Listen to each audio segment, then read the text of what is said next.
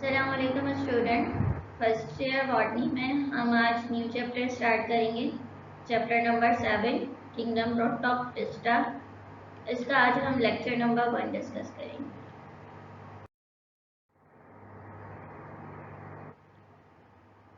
Kingdom Protoctista की characteristics क्या हैं? ये तमाम यूनिसेलुलर ऑर्गेनिज्म हैं, यूकैरियोट्स हैं और आइडेंटिकल है एंसेस्टर से मॉडर्न प्लांट के, एनिमल्स के और फंजाई के। यूनिसेलुलर यूकैरियोट्स के साथ कुछ ग्रुप जो हैं वो एल्गी के मौजूद हैं जो कि मल्टी सेलुलर यूकैरियोट्स हैं। तमाम के तमाम तस्वुर किए जाते हैं कि ये एंसेस्टर्स हैं प्लांट के भी, एनिमल के भी और फंजाई के भी। अब तक जो है वो हमने 5 किंगडम पढ़े हैं। किंगडम मोनेरा जिसको प्रोकैरियोटी कहते हैं, kingdom protoctista, kingdom fungi, kingdom plantae और किंगडम एनिमेलिया।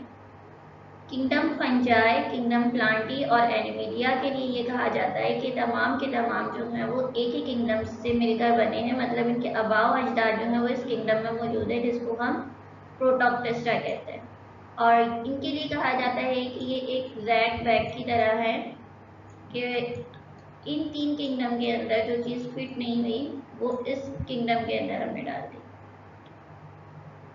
डाइवर्सिटी है, पॉलीफाइलेटिक असेंबलेंस है, बहुत सारे ग्रुप्स हैं इसके अंदर ऑर्गेनिज्म के, जैसे कि प्लांट लाइक प्रोटोक्टिस्ट हैं। इसकी एग्जांपल में हमारे पास एल्गी है। फंजाई लाइक प्रोटोक्टिस्ट है जिसकी एग्जांपल में हमारे पास प्रिमिटिव फंजाई हैं। इसी तरह एनिमल लाइक प्रोटोक्टिस्ट हैं जिसके अंदर हमारे पास प्रोटोजोआ है।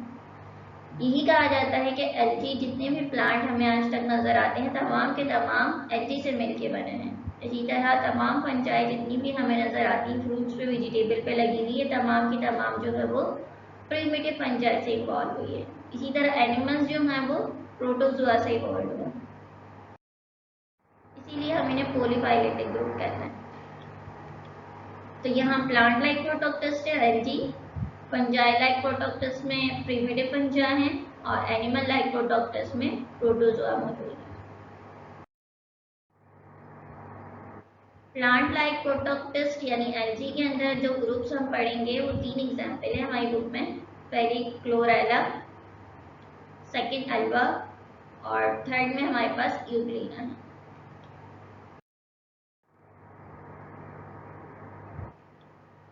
एल्गी जो है वो रिस्पॉन्सिबल है more than half amount of photosynthesis के वर्ल्ड के अंदर। जितनी भी फोटोसिंथेसिस हो रही है हाफ से ज़्यादा वो तमाम की तमाम एल्गी के जरिए हो रही है, क्योंकि पिगमेंट मौजूद हैं तो ये अपना फूड मटेरियल प्रिपेयर कर सकते हैं।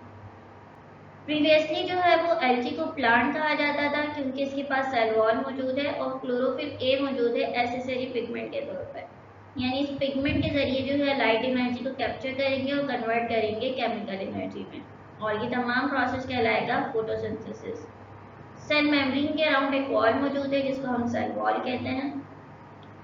ये तमाम एग्जाम्पल है एल्गी के। कुछ माइक्रो एल्गी होती है, कुछ ग्रीन कलर की एल्गी मौजूद है हमारे पास, कुछ ब्राउन कलर की और कुछ रेड कलर की। डिपेंड करता है कि कौन से ग्रुप के अंदर कौन सा पिगमेंट मौजूद है। अगर ग्रीन कलर का क्लोरोफिल पिगमेंट मौजूद है तो ये ग्रीन एल्गी कहलाएगी। अगर ब्राउन कलर का पिगमेंट फ्यूकोसेंटीन मौजूद है तो ये ब्राउन एल्गी कहलाएगी। और अगर रेड कलर का फाइकोइरिथ्रिन मौजूद है तो हम इसको रेड एल्गी कहते हैं। तो डिफरेंट ग्रुप्स हैं एल्गी के इनके पिगमेंट के लिहाज से। अब क्या डिफरेंस है एल्गी और प्लांट्स में कि इनको उठाकर जो है वो प्लांट किंगडम से उठाकर मल्टी सेलुलर एल्गी को किंगडम प्रोटोक्टिस्टा में रखा गया। तो कौन से डिफरेंसेस हैं जिनकी वजह से इनका एक सेपरेट किंगडम बना दिया गया? एल्गी का जो बॉडी स्ट्रक्चर है वो थैलस लाइक है। हम उसको डिफ्रेंशिएट नहीं कर सकते रूट, स्टेम और लीफ में।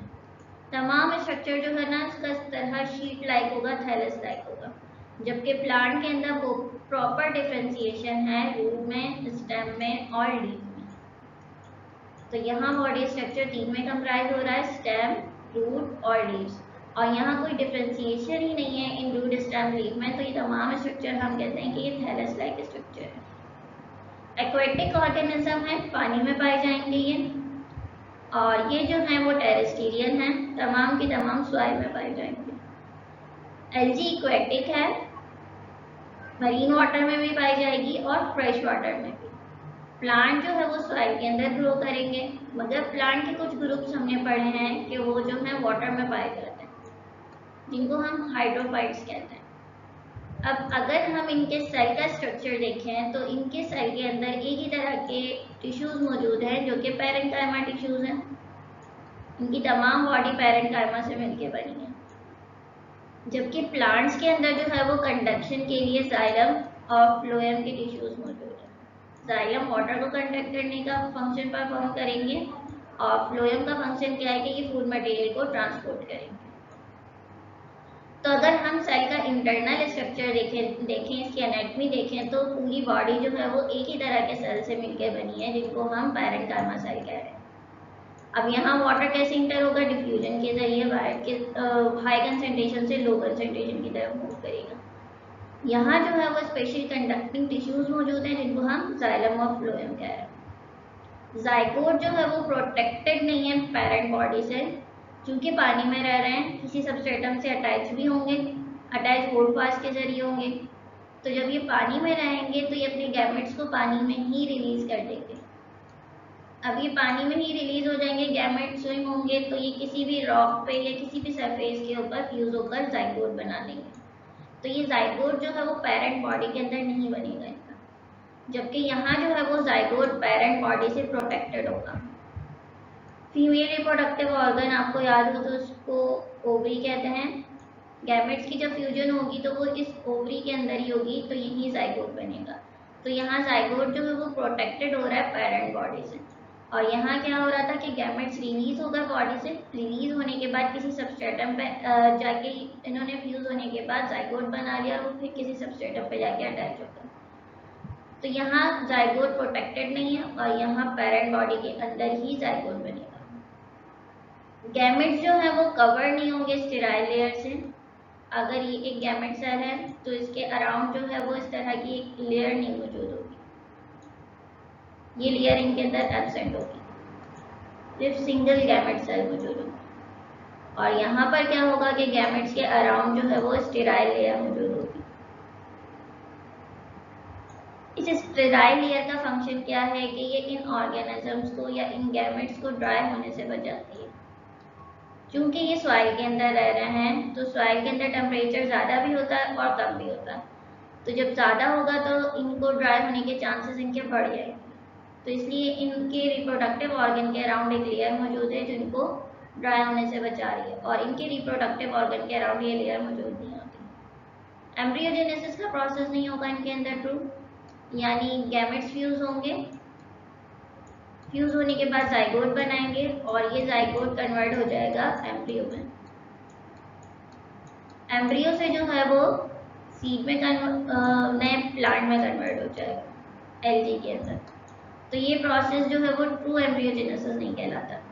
जबकि प्लांट्स के अंदर क्या होगा कि गैमेट्स फ्यूज होंगे, फ्यूज होकर जाइगोट बनाएंगे, जाइगोट से एम्ब्रियो बनेगा, एम्ब्रियो से सीड बनेगा और सीड से नया प्लांट बन जाएगा।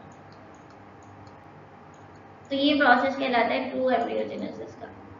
तो प्लांट के अंदर जो है वो सीड की भी फॉर्मेशन होगी और सीड से नया प्लांट बनेगा, जबकि एल्गी के अंदर सीड की फॉर्मेशन नहीं होती, तो इसलिए हम कहते हैं कि अंदर एम्ब्रियोजेनेसिस का प्रोसेस कंप्लीट नहीं होता। जबकि प्लांट के अंदर ये एम्ब्रियोजेनेसिस का प्रोसेस ट्रू एम्ब्रियोजेनेसिस कहलाता है। तो ये कुछ डिफरेंसेस थे जिनके बेस पे जो है वो यूनिसेलुलर और मल्टीसेलुलर एल्गी को जो है वो किंगडम प्रोटोक्टेस्टा में रखा गया। वरना क्या होता था कि मल्टीसेलुलर एल्गी को प्लांट के साथ रख दिया गया था और यूनिसेलुलर एल्गी को किंगडम प्रोटोक्टेस्टा में रख दिया गया था। दोनों ग्रुप हैं एल्गी के, मगर इनके अलग अलग किंगडम बनाए। तो इन डिफरेंसेस के बेस पे ये पॉसिबल नहीं था कि ये एक ही तरह के ऑर्गेनिज्म को अलग अलग ग्रुप्स में रख दें। तो शील्डन तो सचवार्ट, मार्ग्यूलस एंड सचवार्ट ने जो है इनके अलग ग्रुप बना दिए और इनको उठाकर किंगडम प्रोटोक्टेस्टा में रख दिया और प्लांट किंगडम को जो है वो एक नेचुरल किंगडम बना दिया था।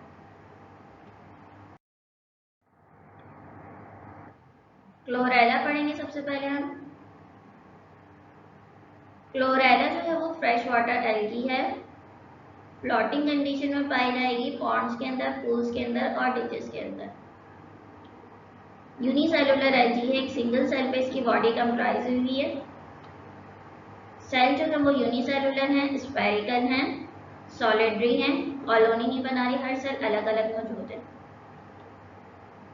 सेल के अंदर ट्रू न्यूक्लियस मौजूद है और एक कप शेप क्लोरोप्लास्ट मौजूद है, जिसके अंदर या तो पायरिनोइड होगी या नहीं होगी। पायरिनोइड का फंक्शन क्या है कि ये फूड मटेरियल को स्टोर करके रखती है।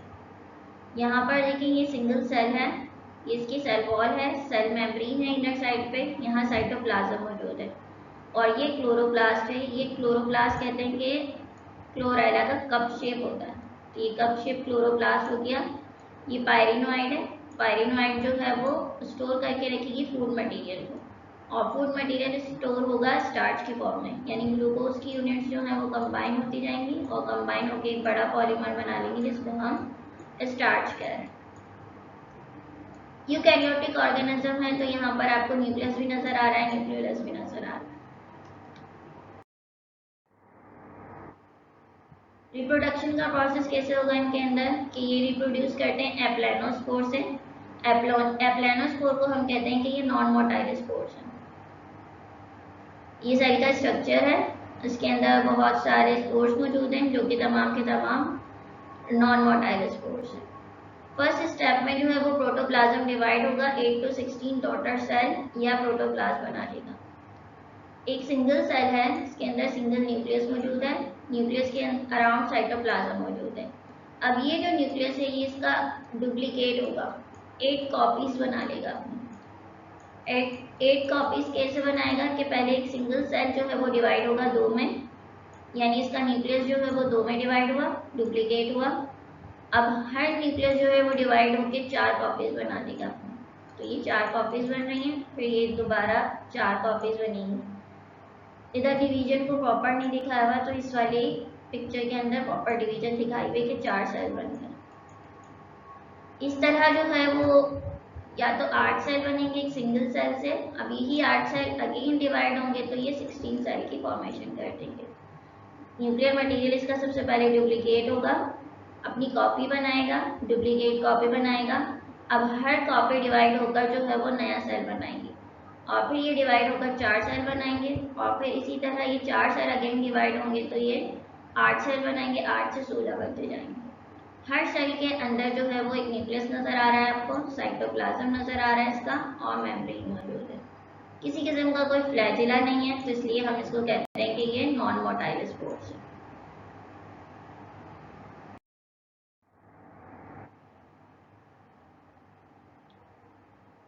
सेकेंड स्टेप पे क्या होगा कि हर डॉटर प्रोटोप्लाज्म सिक्रीट करेगा वॉल को अपने अराउंड में और प्रोड्यूस कर देगा कंप्लीट एप्लानोस्पोर। एक सेल 2 में डिवाइड हुआ, 2 से ये 4 सेल में डिवाइड हुए। पहले ये सिंगल सेल था, ये डम्बल शेप हुआ, डम्बल शेप होने के बाद यहाँ बीच में कॉन्स्ट्रिक्शन डेवलप हुई और इसने सिंगल सेल को जो है वो 2 में डिवाइड कर दिया। अब जब ये 2 में डिवाइड हो गया तो अगेन डिवीजन होगी, एक सिंगल सेल से 2 सेल दोबारा प्रोड्यूस होंगे, तो ये 2 सेल इसमें प्रोड्यूस हुआ और 2 सेल इस वाले सेल से प्रोड्यूस हुए। हर इसमें देखें कि न्यूक्लियस मौजूद है और ये साइटोप्लाज्म मौजूद है और हर सेल के अराउंड जो है आपको एक वॉल नजर आ रही है, तो ये पूरा स्ट्रक्चर एप्लानोस्पोर कहलाएगा। तो ये इस एक सिंगल सेल से यहाँ पर 8 एप्लानोस्पोर की फॉर्मेशन को दिखाया गया। अब यही 4 सेल अगेन डिवाइड होंगे तो ये 8 एप्लानोस्पोर बना देंगे, 8 से दोबारा 16 बन जाएंगे। तो इस तरह इनकी रिप्रोडक्शन का प्रोसेस चलता रहेगा। हर एप्लानोस्पोर जर्मिनेट कर जाएगा न्यू वेजिटेटिव सेल के अंदर। हर एप्लानोस्पोर जो है वो प्रोड्यूस कर देगा नया क्लोरेला का सेल, क्योंकि न्यूक्लियस मौजूद है, क्लोरोप्लास्ट डेवलप हो जाएगा जैसे जैसे सेल मैच्योर होगा कप शेप में और फूड मटेरियल प्रिपेयर होता जाएगा तो वो स्टोर होता जाएगा पायरिनोइड। इम्पॉर्टेंस क्या है क्लोरेला की? क्लोरेला जो है वो हाई फूड वैल्यू है इसकी, 50% प्रोटीन है इसके सेल के अंदर, 20% कार्बोहाइड्रेट, 20% फैट्स, अमाइनो एसिड और विटामिन है। इजीली कल्चर किया जा सकता है आर्टिफिशियल मीडियम के ऊपर और इसको जो है वो रिसर्च पर्पस में यूज़ किया जाता है फोटोसिंथेसिस और रेस्पिरेशन के एक्सपेरिमेंट के लिए। चूँकि सेल इसका यूनिसेलुलर है तो इजीली ये डिवाइड हो रहा है। एक सेल से जो है वो 4 सेल बन रहे हैं, फिर 8 सेल बन रहे हैं, फिर 16 सेल बन रहे हैं, यानी रिप्रोडक्शन का प्रोसेस इसका फास्ट है। यूनिसेलुलर ऑर्गेनिज्म है, कोई भी स्टडी की जाएगी चाहे वो फोटोसिंथेसिस से रिलेटेड हो या रेस्पिरेशन से, उसके लिए इसको कल्चर किया जाता है, यानी इसकी कॉपीज बनाई जाती है, इसकी ग्रोथ करवाई जाती है आर्टिफिशियल मीडियम में। आर्टिफिशियल मीडियम में वो तमाम न्यूट्रिएंट और तमाम चीज़ें हैं जो उसको ज़रूरत होंगी अपने फूड मटेरियल को प्रिपेयर करने के लिए, तमाम चीज़ें उसको प्रोवाइड की जाती हैं।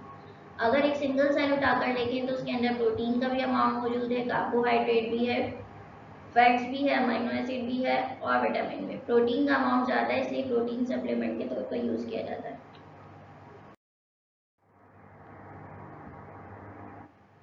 क्लोरेला से एक एंटीबायोटिक बनती है जिसे हम क्लोरिडीन कहते हैं और इसको ट्रीट करने, बैक्टीरियल इन्फेक्शन को ट्रीट करने के लिए यूज़ किया जाता है।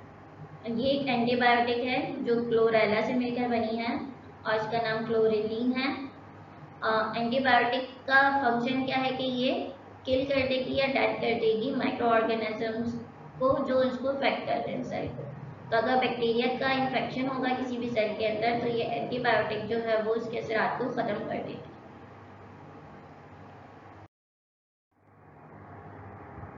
सेकेंड हमारे पास अल्वा है। अल्वा को कॉमनली सी लेटस कहा जाता है। मरीन ग्रीन एरिया है और ग्रो करता है सी कोस्ट पर, हाई टाइड और लो टाइड्स के दरमियान। हाई टाइड कहते हैं अगर समंदर के पानी का आगे आना हाई टाइड कहलाता है और इसी पानी का पीछे की तरफ जाना ये लो टाइड कहलाता है। कॉमनली जो है वो मंडोरा और केमारी के एरियाज में पाया जाता है, कराची कोस्ट के। ये ग्रीन एरिया है और इसको कॉमनली सी लेटस यानी समंदरी सलाद कहा जा रहा है।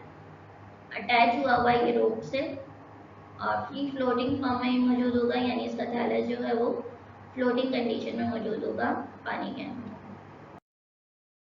मरीन एल्गा है तो समंदर में ही पाया जाएगा। बॉडी स्ट्रक्चर जो है वो थैलस कहला रहा है, जो डिफ्रेंशिएट नहीं कर सकते हम रूट, स्टेम और लीव्स में। ब्राइट ग्रीन कलर का है।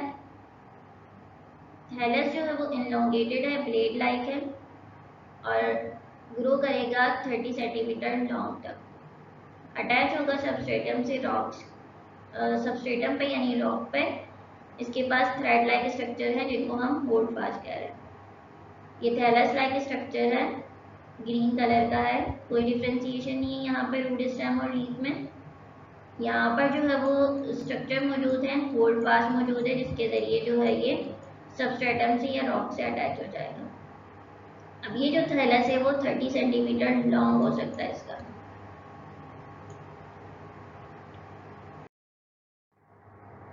जैसे प्लांट्स में रूट्स थी उसके ज़रिए ये अटैच हो रहा था, अल्वा के अंदर जो है होल्ड फास्ट है, वो होल्ड फास्ट के ज़रिए ये अटैच होगा।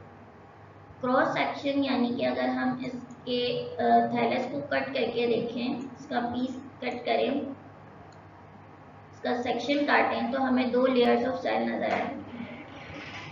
एक ये एपिडर्मल सेल है जो इनको प्रोटेक्शन का फंक्शन परफॉर्म कर रहे हैं और दूसरी ये फोटोसिंथेटिक सेल हैं जिनके अंदर ये कप शेप क्लोरोप्लास्ट मौजूद होगा। और दो लेयर्स में मौजूद है, एक सिंगल लेयर ये रही और दूसरी लेयर इसकी है, तो दो लेयर्स में ये सेल मौजूद है।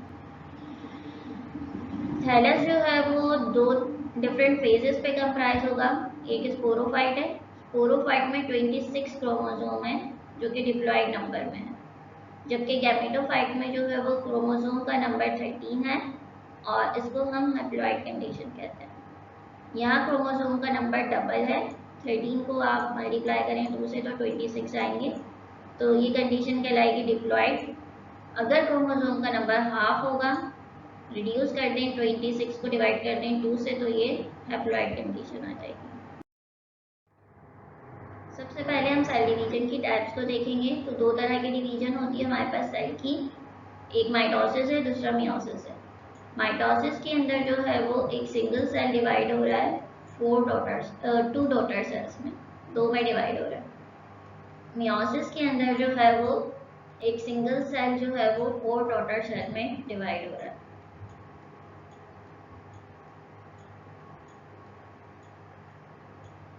पहले डिवीजन में 2 में डिवाइड होगा, फिर ये 2 सेल से 4 सेल में कन्वर्ट होगा। क्रोमोसोम के नंबर सेम रहेंगे। अगर यहाँ पर 26 क्रोमोसोम है तो 26 क्रोमोसोम यहाँ पे होंगे और 26 क्रोमोसोम यहाँ भी होंगे। क्रोमोसोम जो है वो अपने नंबर को डुप्लीकेट कर लेंगे। डुप्लीकेट करने के बाद हर सेल में इक्वली डिवाइड हो जाएंगे। यहाँ जो है वो क्रोमोसोम के नंबर रिड्यूस हो जाएंगे, हाफ हो जाएंगे। अगर ये 26 है तो 13 क्रोमोसोम के नंबर इस सेल में जाएंगे और 13 क्रोमोसोम के नंबर इस सेल में जाएंगे, यानी इन्होंने अपने आप को रिड्यूस कर लिया। अब ये माइटोटिकली डिवाइड होंगे तो यहाँ भी 13 होंगे, यहाँ भी 13 और यहाँ भी 13 और यहाँ भी 13। तो वो डिवीजन जिसके अंदर क्रोमोसोम के नंबर हाफ हो जाए उसको हम मियोसिस कहते हैं, और वो डिवीजन जिसके अंदर क्रोमोसोम के नंबर सेम रहते हैं उसको हम माइटोसिस कहते हैं। माइटोसिस जो है वो सोमैटिक सेल के अंदर होगी, यानी कोई भी वेजिटेटिव सेल तमाम बॉडी के सेल सिवाय रिप्रोडक्टिव सेल के जो ग्रोथ और डेवलपमेंट में हेल्प करें। यानी आपको अगर कोई कट लग जाए तो आप देखते हैं कि थोड़े दिनों के अंदर जो है वो आपका जो कट है वो रिपेयर होना शुरू हो जाता है, क्योंकि वहाँ सेल माइटोटिकली डिवाइड हो रहे हैं और अपनी ही तरह के दूसरे सेल प्रोड्यूस कर रहे हैं।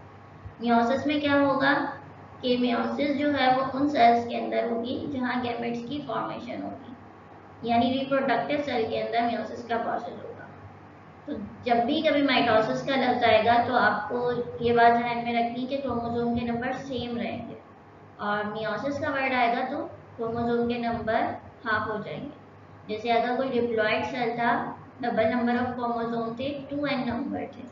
अब अगर ये माइटोटिकली डिवाइड होगा तो हर सेल के अंदर 2n नंबर ऑफ क्रोमोसोम यानी डिप्लॉयड नंबर ऑफ क्रोमोसोम रहेंगे। इसी तरह अगर कोई मियोसिस के जरिए सेल डिवाइड हो रहा है, एक सेल के अंदर डिप्लॉयड नंबर ऑफ क्रोमोसोम थे 2n थे, तो जब अब ये मियोटिकली डिवाइड होगा तो हर सेल के अंदर हैप्लॉयड नंबर ऑफ क्रोमोसोम आएंगे।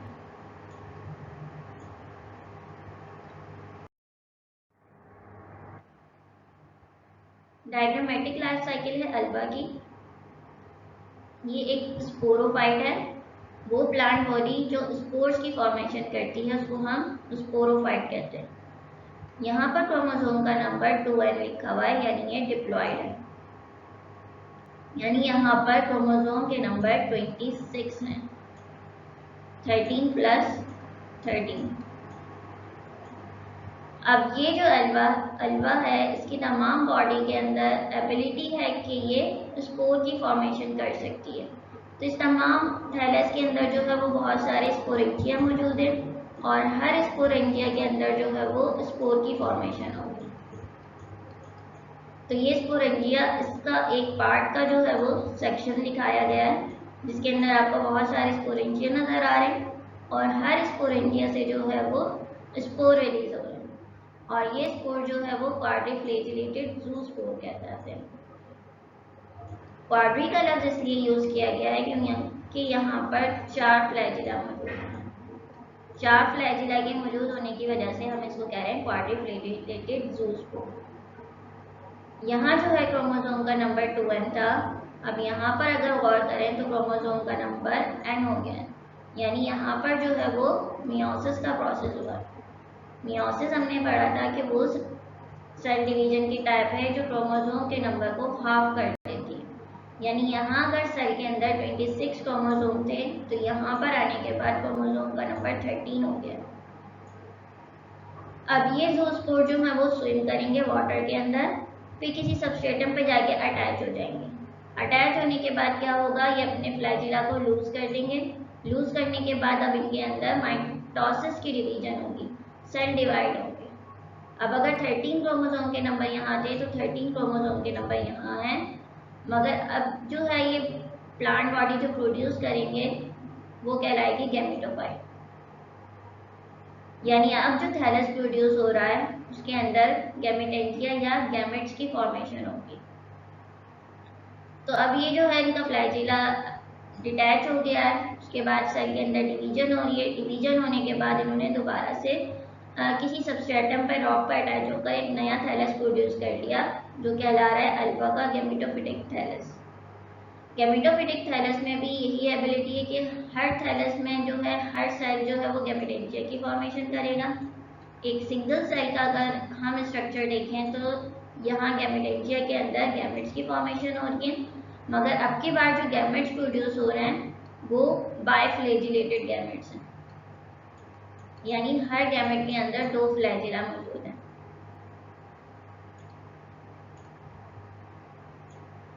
जबकि ज़ूस्पोर हमारे पास क्वाड्रिफ्लैजिलेटेड थे और यहाँ 4 फ्लैजिला मौजूद थे। क्रोमोसोम का नंबर देखें तो ये हैप्लॉइड है, क्योंकि यहाँ पर माइटोसिस की डिवीजन हुई है। माइटोसिस की डिवीजन के जरिए क्रोमोसोम के नंबर सेम रहते हैं, तो यहाँ भी क्रोमोसोम के नंबर 13 रहेंगे और इन गैमेट्स में भी 13 रहेंगे। अब एक गैमेटोफिटिक थैलस ये था अल्वा का, ये दूसरा गैमेटोफिटिक थैलस है। दोनों थैलस से गैमेट्स रिलीज हो रहे हैं। ये गैमेट्स जो हैं वो फ्यूज होंगे और ये प्रोसेस कहलाता है सिनगैमी, या हम इसको कहते हैं फर्टिलाइजेशन। फर्टिलाइज होने के बाद जो है ये दोनों सेल फ्यूज हो रहे हैं और यहाँ पर 4 फ्लैजिला नजर आ रहे हैं। फिर ये फ्लैजिला डिटैच हो जाएंगे और ये एक डिप्लॉयड स्ट्रक्चर बना देंगे। इस डिप्लॉयड स्ट्रक्चर को हम कह रहे हैं जाइगोट। 2 गैमेट्स के फ्यूज होने से जो स्ट्रक्चर बनेगा वो जाइगोट कहलाएगा। ये डिप्लॉयड है, यानी अब यहाँ पर 26 क्रोमोसोम है। 13 क्रोमोसोम इस गैमेट के थे, 13 क्रोमोसोम इस गैमेट के थे, तो 13 प्लस करेंगे तो 26 हो जाएंगे। फिर दोबारा डिवीजन होगी, डिवाइड होगी, डिवाइड होने के बाद ये स्पोरोफाइट प्रोड्यूस होंगे। तो जाइगोट जब डिप्लॉयड था तो इससे जब स्पोरोफाइट प्रोड्यूस होगा तो ये भी डिप्लॉयड होगा। ये तमाम स्टेज जो यहाँ से यहाँ तक है तमाम की तमाम हमारे पास डिप्लॉयड है, यानी यहाँ पर डबल नंबर ऑफ क्रोमोसोम है, 26 नंबर ऑफ क्रोमोसोम है। हैप्लॉइड कब हो रही है? क्योंकि इससे पहले जो है वो मियोसिस का प्रोसेस हो रहा है और मियोसिस क्या कर रही है? क्रोमोसोम के नंबर को हाफ कर रही है। तो यहाँ से लेके यहाँ तक जितनी भी स्टेज है वो कहलाएगी हैप्लॉइड। ये जो स्टेज है यहाँ तक ये तमाम डिप्लॉइड कहला रही है और ये वाली जो स्टेज है ये तमाम हैप्लॉइड कहला रही है, क्योंकि यहाँ पर जो डिवीजन हुई है वो कहला रही है माइटोसिस। ये तमाम स्टेज जो ब्लू कलर से सेपरेट की गई है तमाम की तमाम जो है वो सेक्सुअल कहलाएगी, क्योंकि यहाँ गैमेट्स की फॉर्मेशन हो रही है, गैमेट से जाइगोट बना है और जाइगोट से नया प्लांट बनेगा। जबकि इस वाली साइड पे देखें तो यहाँ स्पोरोफाइट था, स्पोर्स बने, स्पोर्स ने जो है माइटोटिकली डिवाइड होकर गैमेट बना दिए। तो ये तमाम एक सेक्सुअल रिप्रोडक्शन कहलाएगी, यानी यहाँ सिंगल पेरेंट इन्वॉल्व है, ये एक सिंगल पेरेंट है और यहाँ किसी किस्म की फ्यूजन नहीं हो रही गैमेट्स की। ये सेक्सुअल रिप्रोडक्शन है जहाँ गैमेट्स की फ्यूजन हो रही है, फ्यूजन होने के बाद नया थैलस बन रहा है और 2 पेरेंट्स इन्वॉल्व हैं यहाँ पर। दोनों जो हैं वो थैलस सिमिलर है, एक ही तरह के हैं, कोई खास डिफरेंस नहीं है इनके अंदर, शेप सिमिलर है इनकी, तो हम कहलाते हैं ये आइसोमॉर्फिक हैं, एक ही शेप के हैं। ऑल्टरनेशन ऑफ जनरेशन कह रहे हैं कि गैमेटोफाइट जो है वो रिप्लेस हो रहा है स्पोरोफाइट से, स्पोरोफाइट दोबारा बना रहा है गैमेटोफाइट, तो ये प्रोसेस कहलाता है ऑल्टरनेशन ऑफ जनरेशन। ये दूसरी पिक्चर है जिसमें दिखाया गया है कि डिप्लॉयड स्पोरोफाइट है, यानी यहाँ 2n नंबर ऑफ क्रोमोसोम है, 26 क्रोमोसोम है। मियोटिकली डिवाइड हो रहा है, डिवाइड होने के बाद अब हैप्लॉइड क्वाड्रिफ्लैजिलेटेड ज़ूस्पोर बनाएंगे, तो यानी हर स्पोर के पास 30 क्रोमोसोम के नंबर है। अब ये माइटोटिकली डिवाइड होकर दोबारा से गैमेटोफिटिक थैलस बना देगा, तो यानी हर गैमेटोफाइट के पास 13 क्रोमोसोम है, दोनों सिमिलर हैं, तो एक को हम मेल कंसीडर करेंगे और एक को फीमेल, या हम एक को पॉजिटिव स्ट्रैंड कह सकते हैं और एक को नेगेटिव कह सकते हैं। अब इनके दोनों के गैमेट्स प्रोड्यूस हुए, गैमेट्स के दरमियान फ्यूजन हुई जिसे हम सिनगैमी कह रहे थे। सिनगैमी के जरिए जो है वो एक डिप्लॉयड स्ट्रक्चर बना जिसको जाइगोट कह रहे हैं। क्योंकि ये माइटोटिकली डिवाइड हुए थे तो हर गैमेट के पास 13 क्रोमोसोम थे, जब ये फ्यूज हुए तो ये बन गए 26। अब ये माइटोटिकली डिवाइड हो रहा है, माइटोसिस का प्रोसेस हो रहा है, 26 थे तो यहाँ भी 26 क्रोमोसोम होंगे। माइटोटिकली डिवाइड होकर दोबारा से डिप्लॉयड स्पोरोफाइट प्रोड्यूस कर देगा। तो यहाँ से यहाँ तक का जितना भी रीजन है ये हैप्लॉइड है, यानी हाफ नंबर ऑफ क्रोमोसोम है, क्योंकि इससे पहले जो है वो मियोसिस का प्रोसेस हो गया। ये तमाम जो है वो डिप्लॉयड है, क्योंकि यहाँ पर माइटोसिस की डिवीजन हो रही थी और उसके बाद तमाम डिप्लॉयड ऑर्गेनिज्म प्रोड्यूस। यहाँ फ्यूजन हुई, फ्यूजन होने के बाद 13 प्लस होकर 26 बन रहा है। ग्राफिकल रिप्रेजेंटेशन देख लेते हैं कि एक स्पोरोफाइट था जो कि डिप्लॉइड था, स्पोर प्रोड्यूसिंग थैलस था, उसने स्पोरेंजिया प्रोड्यूस किया। हर स्पोरेंजिया के अंदर स्पोर प्रोड्यूस हो गए, मियोटिकली डिवाइड हुए तो क्रोमोसोम के नंबर हाफ हो गए। अब यहाँ से क्वाड्रिफ्लैजिलेटेड ज़ूस्पोर बने, यानी हर ज़ूस्पोर के पास 4 फ्लैजिला मौजूद थे और क्रोमोसोम के नंबर हाफ थे। अब ये क्वाड्रिफ्लैजिलेटेड ज़ूस्पोर अपने फ्लैजिला को शेड कर देंगे। माइटोटिकली डिवाइड होने के बाद ये गैमेटोफिटिक बॉडी प्रोड्यूस करेंगे। हर गैमेटो, एक को हम पॉजिटिव गैमेटोफाइट करेंगे और एक को नेगेटिव, या एक को हम मेल गैमेटोफाइट कहेंगे और एक को फीमेल। फिर ये गैमेटेंजिया की फॉर्मेशन करेंगे। गैमेटेंजिया से गैमेट्स बनेंगे, बाइफ्लैजिलेटेड गैमेट्स, और ये गैमेट्स फ्यूज होने के बाद जो है वो जाइगोट बना देंगे और जाइगोट से दोबारा स्पोरोफिटिक थैलस बन जाएगा। तो यहाँ से यहाँ तक हमारी स्टेज डिप्लॉइड हो गई अगेन, और यहाँ से पूरी स्टेज हैप्लॉइड है क्योंकि ये mitotically divide. Alternation of generation किसे कह रहे हैं? गैमेटोफाइट का स्पोरोफाइट से रिप्लेस होना और स्पोरोफाइट का गैमेटोफाइट से रिप्लेस होना है, तमाम प्रोसेस कहलाता है ऑल्टरनेशन ऑफ जनरेशन।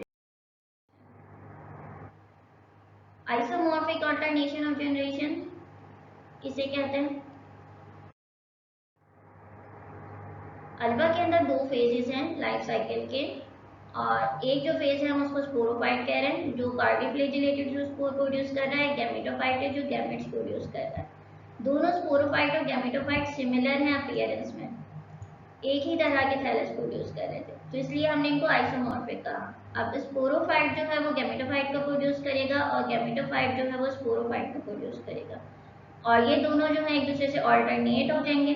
तो जब ये ऑल्टरनेट हो जाएंगे तो हम इस प्रोसेस को कहेंगे ऑल्टरनेशन ऑफ जनरेशन। चूंकि दोनों सिमिलर हैं तो इसलिए ये आइसोमॉर्फिक ऑल्टरनेशन ऑफ जनरेशन कहलाती है। यानी गैमेटोफिटिक बॉडी भी सिमिलर थी इसकी, और जो वो बॉडी जो स्पोर प्रोड्यूस कर रही थी, स्पोरोफिटिक बॉडी, तमाम सिमिलर थी। दोनों का एक दूसरे से एक्सचेंज होना, रिप्लेस होना, ये कहलाता है ऑल्टरनेशन ऑफ जनरेशन। दोनों का स्ट्रक्चर सिमिलर था, अपीयरेंस बिल्कुल सिमिलर थी, तो इसलिए हम कह रहे हैं आइसोमॉर्फिक ऑल्टरनेशन ऑफ जनरेशन। आज का लेक्चर हमारे यहीं तक था। नेक्स्ट लेक्चर में हम इंशाल्लाह फंजाइला प्रोटोप्टस को डिस्कस करेंगे। तो जब तक के लिए खुदा हाफिज़।